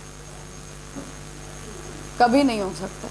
नहीं, बहुत सरल है, बहुत सरल है कि भगवान अकेले हैं, भगवान के जैसा कोई नहीं है, भगवान के समान कोई नहीं है। इसलिए बाकी जो कुछ भी है उसकी अपनी व्यवस्था देखो, बहुत ईजी है।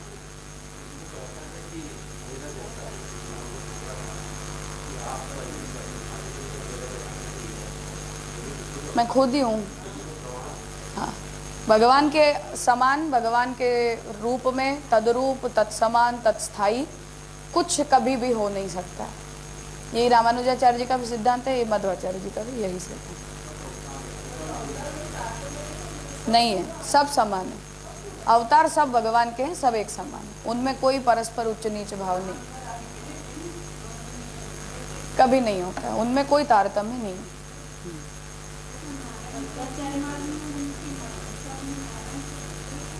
नहीं है,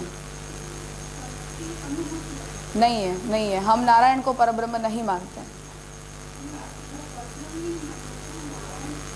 अरे वो स्वरूप से एक होने से प्रमेय एक थोड़ी हो जाता है।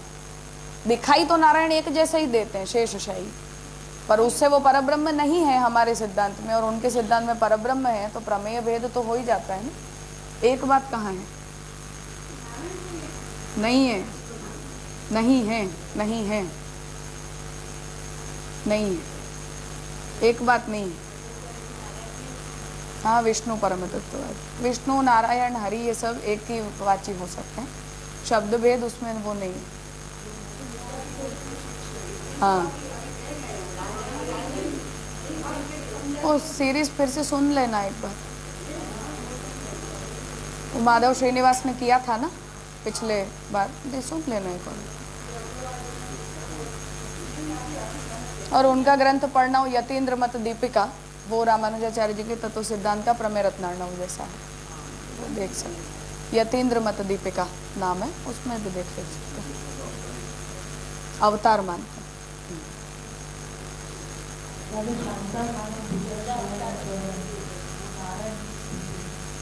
संप्रदाय अनुसारी है। हाँ, एक बात सब एक बात नहीं कह सकते। जो संप्रदाय का व्यक्ति उसमें जो भाव करेगा वो अपना भाव करेगा, दूसरे का भाव नहीं करेगा।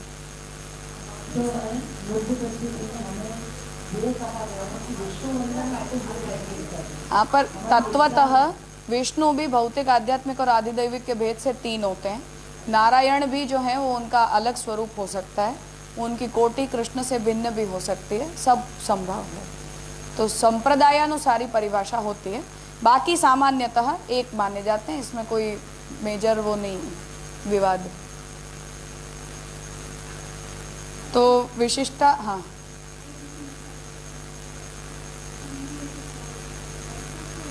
नहीं है,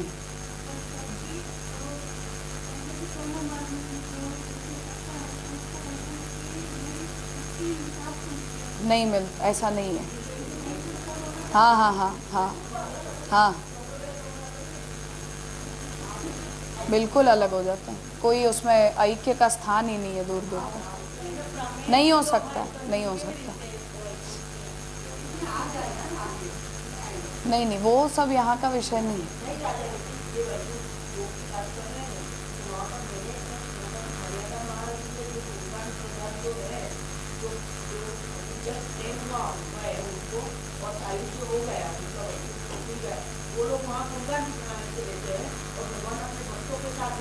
नहीं होता ऐसा।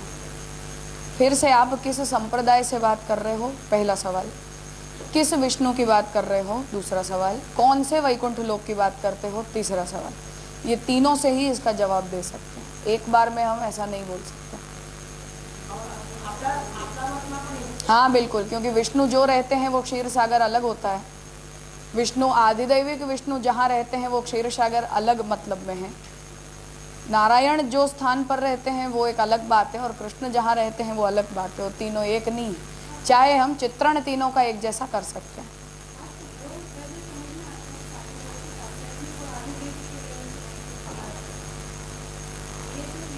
संप्रदाय भेद से भी होता है।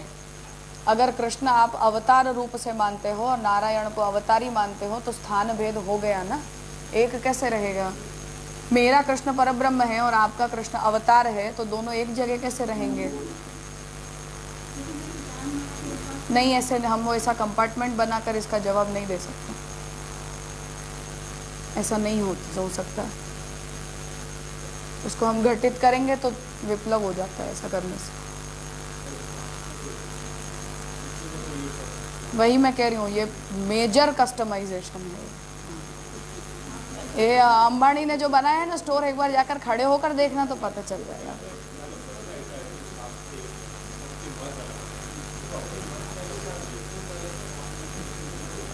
बनाते अलग नहीं है, हम उन्हें अलग प्रकार से परिभाषित करते हैं, अलग प्रकार से उसे समझाते हैं, तो हमारी परिभाषा से उसमें भेद आ जाता है।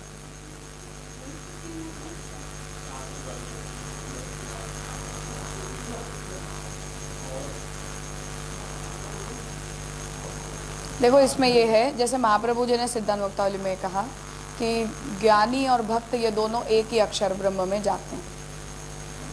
ज्ञान मार्गी का लय भी अक्षर ब्रह्म में होता है और पुष्टि भक्त का लय भी धाम रूप अक्षर ब्रह्म में होता है।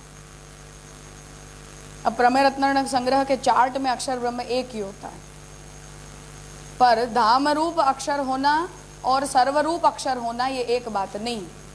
और ज्ञानी और भक्त वो दोनों एक ही स्थान पर जाने के बावजूद भी कभी भी एक दूसरे को दिखाई नहीं देने वाले, कभी नहीं दिखाई देने वाले एक दूसरे को। तो हम ऐसा समझते हैं कि हमारे एक घर में 10 कमरे हो सकते हैं पर 11वां नहीं हो सकता है, पर भगवान के लोक के अंदर अनंत कमरे हो सकते हैं और अनंत कमरों में हर व्यक्ति इंडिविजुअल अपने भाव से रह सकता है। इतनी नहीं है एक, वही मैं फिर से कह रही हूँ, नहीं है एक बात, नहीं है, बिल्कुल नहीं है। कंफ्यूज मत करो इससे, बिल्कुल भी कंफ्यूज मत करो। अलग ही बोले जाएंगे, सर्वथा अलग बोले जाएंगे, इसमें एक कहने का कोई स्कोप ही नहीं, क्योंकि एक होने का मतलब यह है कि वो कमरे को दूसरा व्यक्ति अपने अनंत काल पर्यंत, प्रलय पर्यंत कभी नहीं देखेगा, तो एक कैसे हो जाएगा वो? एक तो तब होगा जब आपको वहां ज्ञानी टकरा जाए सामने कि तू भी यहाँ आ गया और मैं भी यहाँ आ गया, या उस वो जो वैकुंठ का अनुभव कर रहा है और मैं जो वैकुंठ का अनुभव कर रही हूँ वो हम एक कर रहे हैं, तब वो एक कहा जाता है। पर वो जिस वैकुंठ का अनुभव कर रहा है वो अलग है और मैं जिस वैकुंठ का अनुभव कर रही हूँ वो अलग है, और हम दोनों अनंत काल पर्यंत कभी भी एक लोक का अनुभव नहीं कर सकते, कभी भी नहीं कर सकते। तो विजुअलाइजेशन इसका यही है कि हमें 2 अलग अलग कमरों में रखा जाता है और वो कमरों के बीच की दीवार कभी मिटाई नहीं जा सकती, ये है उसका मतलब। इसलिए वो जब वैकुंठ में होगा और उससे ये पूछा जाएगा कि तुम क्या अनुभव करते हो, और जब मुझसे ये पूछा जाएगा कि तुम वैकुंठ में रहकर क्या अनुभव करते हो, वो अनुभव एक कभी नहीं हो सकते, क्योंकि मैं उस प्रकार के अनुभव को मैंने चाहा ही नहीं है कभी। तो भगवान मुझे जबरदस्ती उस कमरे में क्यों धकेलें कि तुम वहां जाकर इस फल का अनुभव करो, जबकि वो फल मेरा फल ही नहीं है। ऐसे तो वो एक नहीं हो सकते, वो एक कहे भी नहीं जा सकते। तत्वतः भेद हो जाता है, तत्वतः भेद हो जाता है, तत्वतः भेद हो जाता है। स्थान भेद है, फल भेद है, साधन भेद, प्रमेय भेद, प्रमाण भेद, राइट फ्रॉम ABCD भेद है, कोई उसमें अभेद का स्कोप ही नहीं, सब कुछ अलग है, वो मिला नहीं सकते हैं इन चीजों को कभी। क्लियर होना पड़ेगा उसे, हाँ, क्योंकि तंत्र शास्त्र के अंदर आयुधों का क्रम बदलने से भी स्वरूप भेद हो जाता है, आयुधों का क्रम बदलने से भी स्वरूप भेद हो जाता है। तो ऊपर शंख और चक्र धारण किया हो और ऊपर गदा और पद्म धारण किए हुए हो, वो 2 एक नहीं है, हाँ। तो शंख चक्र गदा पद्मधारी विष्णु हो गए, ऐसा एक कोई सिद्धांत नहीं है इस बारे में, हाँ। तो वहां संकल्प ही बदल जाता है आप जब अर्चन करते हो ना। तो बेट द्वारका में 5 चतुर्भुज हैं कि नहीं, 5 स्वरूप बेट द्वारका के अपने मंदिर में चतुर्भुज हैं कि नहीं, 5 की 5 अलग हैं, हाँ। तो हम दूसरे के अंदर ये बेट द्वारकाधीश हैं ऐसा उपचार नहीं कर सकते हैं, नहीं नहीं। तंत्र शास्त्र जो है वो उसमें भेद करते हैं, नहीं ऐसा नहीं, वो तब समझ में आना चाहिए हमें कि वो एक नहीं होते हैं। तो हम जब उनकी अर्चना करते हैं तो वो त्रिविक्रम राय जी की अर्चना द्वारकाधीश की अर्चना नहीं है, पुरुषोत्तम राय जी की अर्चना वो त्रिविक्रम राय जी की अर्चना नहीं है, तो नहीं मिला सकते उनको एक एक करके। पढ़ाना ही पड़ता है, नहीं तो आप भ्रष्ट फल को प्राप्त करोगे। मन नहीं पढ़े तो कुछ नहीं, पैसा चल नहीं सकता है।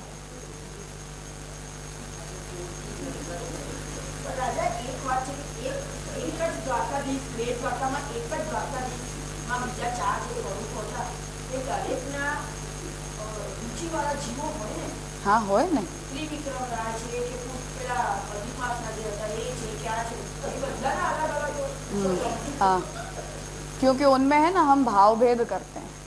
जैसे वहाँ उसका ये भाव है कि मध्य में पुरुषोत्तम विराजमान होते हैं और चार जो हैं वो ठाकुर जी के विभूति स्वरूप हैं। तो प्रद्युम्न, संकर्षण, वासुदेव और अनिरुद्ध जो इन चार व्यूहों से भगवान प्रकट होते हैं वो चतुर्व्यूह सहित पुरुषोत्तम हैं। तो आप व्यूह को, यद्यपि वासुदेव और परब्रह्म में भेद नहीं है, पर अगर आप उनका व्यूहतया अर्चन करना चाहते हो तो वो पुरुषोत्तम नहीं हो सकता। जैसे संकर्षण और ठाकुर जी, अब बलदेव जी और कृष्ण दोनों तद्रूप ही हैं, कोई उसमें कोई ऐसा मेजर कोई स्वरूप भेद नहीं है। पर हम संकर्षण का अर्चन करेंगे तो वो परब्रह्म का अर्चन नहीं, ऐसा। इसलिए मैंने कहा कि ये बहुत मेजर कस्टमाइजेशन है। हाँ, बहुत एडवांस्ड है, बिल्कुल प्रशंसनीय है। तो हम उनमें ऐसा मिलावट नहीं करते। तो हम जैसे आप देवकी जी के पास खड़े रहकर और उस मंदिर का दर्शन करोगे तो चतुर्व्यूह सहित पुरुषोत्तम है वो। तो आप उनमें उन लीलाओं का, उनके उस प्रकार के प्राकट्य का, उन कार्यों का अनुसंधान करोगे। जैसे हमने उद्धव गीता के प्रकरण में भागवतार्थ में महाप्रभु जी ने ये बोला कि उद्धव जी के अंदर जब तक परम भक्ति का श्रवण करने की योग्यता नहीं है तब तक भगवान ने संकर्षण रूप से उपदेश दिया, क्योंकि संकर्षण व्यूह का कार्य होता है ज्ञान देना। अब इसका क्या मतलब है कि छठे अध्याय से उद्धव गीता प्रारंभ हो रही है और ठाकुर जी उद्धव जी को कुछ आज्ञा दे रहे हैं, पर वो वचन में जो कुछ भी कहा जा रहा है वो व्यूह रूप से कहा जा रहा है, पुरुषोत्तम रूप से नहीं कहा जा रहा है। हाँ, यद्यपि चित्रण में हम वहाँ ठाकुर जी और उद्धव जी ही बनाएंगे। वहाँ कोई संकर्षण हो जाने से ठाकुर जी के स्वरूप में कुछ एक्स्ट्रा नहीं हो जाता है। नहीं, हरिराय जी ऐसा नहीं कहते, पर कहने का मतलब यह है कि हम चित्रण करेंगे तो ठाकुर जी और उद्धव जी बात कर रहे हैं, यही करेंगे, इमेजिन भी हम यही करेंगे। पर महाप्रभु जी कहते हैं कि नहीं, वो परब्रह्म की वाणी नहीं है, वो संकर्षण व्यूह के वचन है, क्योंकि ज्ञान का कार्य है, शुद्ध भक्ति का काम नहीं है। ये हो गया ना भेद ऐसे। तो हम अधूरे होकर अगर भगवान के पास जाते हैं तो भगवान परब्रह्मत्व न हमारे साथ डील नहीं करते। ये रामानुजाचार्य जी का सिद्धांत है। तो मुक्तानाम रतिवर्धन मुक्तोपसृप्य, भगवान मुक्तों के द्वारा उपसृप्य मतलब मुक्तों के द्वारा स्पृष्ट हैं, तो बद्धों के द्वारा नहीं है, कहने का मतलब ये। इसलिए जब हम बद्ध होकर भगवान के पास जाना चाहते हैं तो भगवान व्यूह रूपेण प्रकट होते हैं। अब व्यूह और परब्रह्म के अंदर जो है वो कार्य भेद है, स्वरूप भेद नहीं, पर कार्य भेद है, ठीक है ना। आप वहां उस कार्य भेद को भी मिटा नहीं सकते हो ये बोलकर कि एक ही होता है, ऐसा नहीं कर सकते। अन्यथा उद्धव जी को अपरिपक्व अवस्था में भी जो ज्ञान दिया वो परब्रह्म ने दिया, ऐसा हमें बोलना पड़ेगा। और ऐसा बोलने पर ठाकुर जी की गरिमा की हानि होती है कि आप ऐसे ABCD वाली बातें बोलते। तो परब्रह्म है, उनका ये कार्य नहीं है। परब्रह्म का कार्य है शुद्ध भक्ति बोलना, शुद्ध भक्ति कहना। तो जब तक उनके अंदर वो योग्यता नहीं है तो वहाँ परब्रह्म का पूर्णत्वेन प्राकट्य नहीं स्वीकारा जा सकता, वो संकर्षण व्यूह है। संकर्षण व्यूह और परब्रह्म में स्वरूप भेद नहीं है, पर कार्य भेद है उस रूप में, उस कार्य में। जब बलदेव जी की भी उस लीला में आवश्यकता है तब तक भगवान ने स्वरूप भेद भी प्रकट किया है। तो दो रूप से हमें दर्शन हो रहे हैं, राम और कृष्ण के। ऐसे जैसे रामचंद्र जी, लक्ष्मण, भरत और शत्रुघ्न चतुर्व्यूह हैं, चतुर्व्यूह विशिष्ट नारायण हैं। तो पुनः रामचंद्र जी ने अपने सिद्धांत के हिसाब से जहां पुष्टि कार्य किया है वो पूर्ण है, अन्यथा मर्यादिकी है व्यूह रूप से। तो अब शबरी का उद्धार करते वक्त रामचंद्र जी ने अपने वर्णाश्रम का विचार नहीं किया। पुष्टि कार्य है, पुरुषोत्तम कर सकता है, व्यूह नहीं कर सकता, व्यूह नहीं कर सकता है।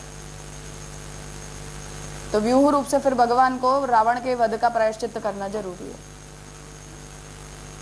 आया समझ में? ऐसे भेद होते हैं। तो स्वरूप भेद नहीं दिखते। हम चित्र बनाते हैं तो कोई उसमें हम कुछ एक एडिशनल एलिमेंट नहीं डालते, पर शास्त्र में विग्रहों का जो तंत्र में निर्माण की प्रक्रिया है वहाँ आयुधों के भेद से व्यूह और पुरुषोत्तम का भेद होता है।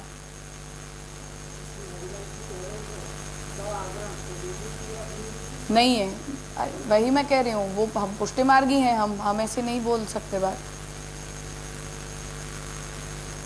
तो उसे अलग रखो, पर कहने का मतलब यह है कि ये भेद होता है, संकल्प से भेद हो जाता है। हम अर्चन जब करते हैं तो संकल्प से वहाँ भेद प्रकट हो जाता है।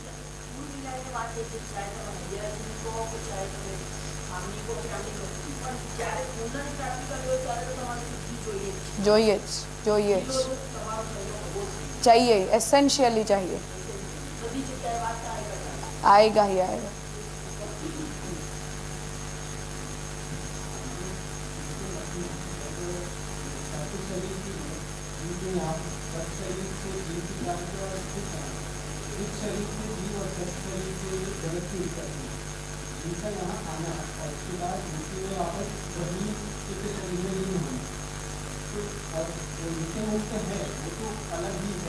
हाँ,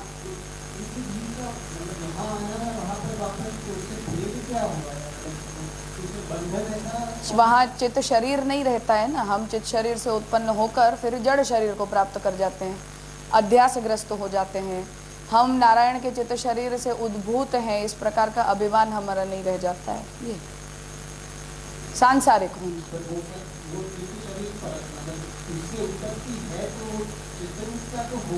पर व्यष्टि हो गई ना, समष्टि नहीं रही। हाँ हाँ, वो तो जो हम जीव चैतन्य का स्वरूप मानते हैं।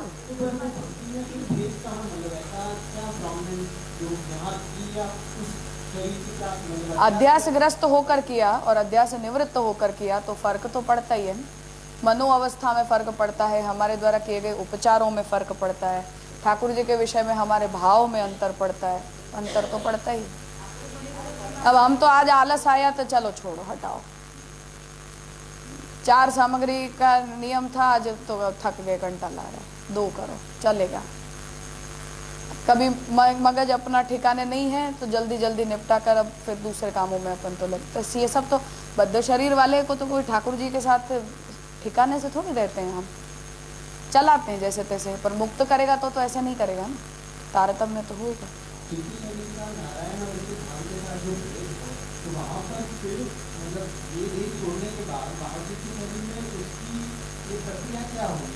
वो ये होगी कि अगर आप लीन होते हो तो चित्त शरीर में समष्टि में व्यष्टि मर्ज हो गई, और अगर आप वैकुंठगामी बनते हो, हाँ क्यों नहीं,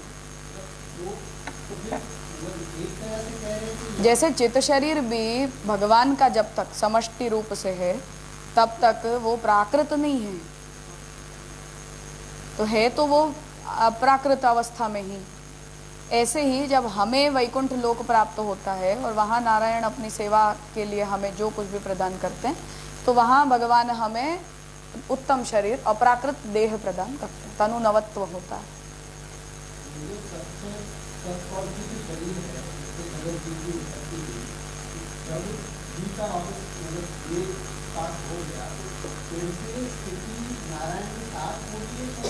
लोक में होगी, वैकुंठ में जाएगा, फिर वैकुंठ में भगवान उन्हें अपनी सेवा के अनुरूप शरीर प्रदान करेंगे। भेद होगा, भेद होगा, वो ये समष्टि का शरीर नहीं है, वहाँ से नहीं आएगा, अप्राकृत आएगा।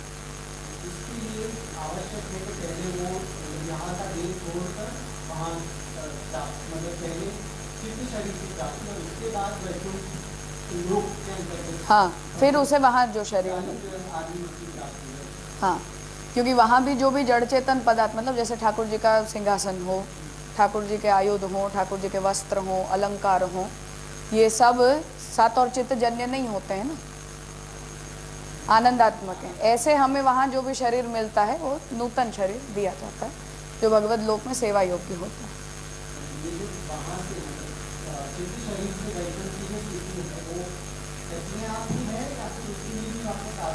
कुछ नहीं, स्वतः है, होगी होगी, हाँ, नहीं हो सकता है, भगवत लीलार्थ भगवान कुछ जीव का करना चाहें, जैसे जय विजय को ठाकुर जी ने भेजा, तो ऐसा भगवत इच्छा या हो सकता है। वो नहीं है, वो नहीं, वो नहीं, क्योंकि ये सृष्टि भगवान की ऐसी लीला नहीं है, तो कार्यार्थ प्रकट किया गया है।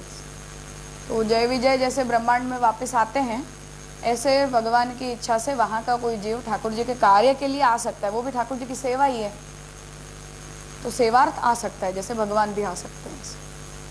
पर वो भेद तो रहेगा हमेशा ही, हाँ रहेगा रहेगा रहेगा रहेगा। तो हम जय विजय और हम एक तो नहीं हो जाते यहाँ आ जाने से ऐसे, तो हमारे अंदर और वैकुंठ से आए हुए जीव के बीच में भेद रहेगा।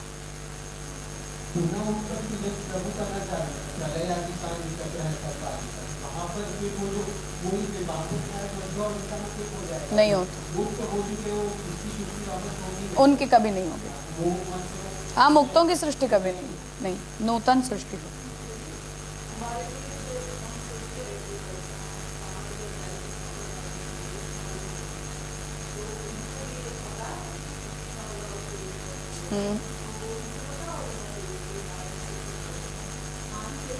वो तो पता ही होता है ना, वो तो पता ही होता है। हाँ, जैसा हम उनके लिए मानते हैं ऐसा वो हमारे लिए कहेंगे, तो ऐसा ही होता है।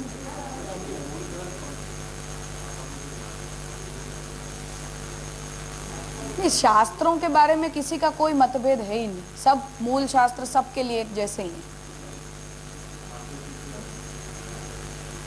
हाँ, वो भी गीता, भागवत, वेद और ब्रह्म सूत्र यही है। फिर पांचरात्र भी एडिशनल है वहाँ मूल प्रमाण के रूप में।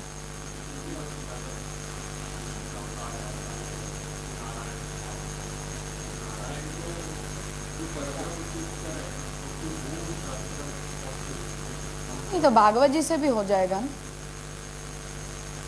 भागवत जी से भी हो जाएगा। कृष्ण नारायणवाची शब्द है ऐसा बोल रहे हैं, हम नारायण शब्द को कृष्णवाची नहीं लेते हैं, तो ऐसे आप कृष्ण शब्द को नारायणवाची, को स्वरूप भेद थोड़ी है नारायण और कृष्ण के बीच में, कोई स्वरूप भेद नहीं है, तत्व भेद भी नहीं है, एक में वह है, समान है।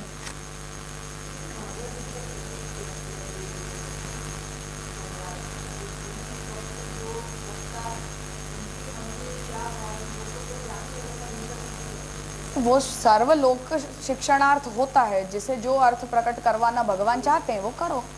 तो वेद में भी ऐसा ही होता है, हर ऋचा का हर व्यक्ति स्वतंत्र निर्णय करता ही है।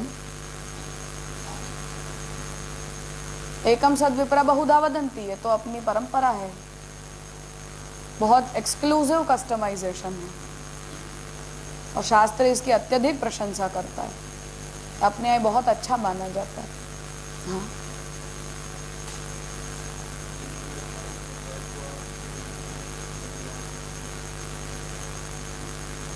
तो जितनी बार करते हैं उतनी बार फ्रेश ही होता है, इसलिए फिर ज़्यादा अंतर नहीं पड़ता है। पहले भी किया है विशिष्टाद्वैत को, पहली बार थोड़ी कर रहे हैं, पर वो अभ्यास में नहीं रहता है तो भूल जाते हैं, कोई बात नहीं। हाँ, वो तो अनंत सृष्टि है, भगवान चाहते ही है ऐसा वैचित्र।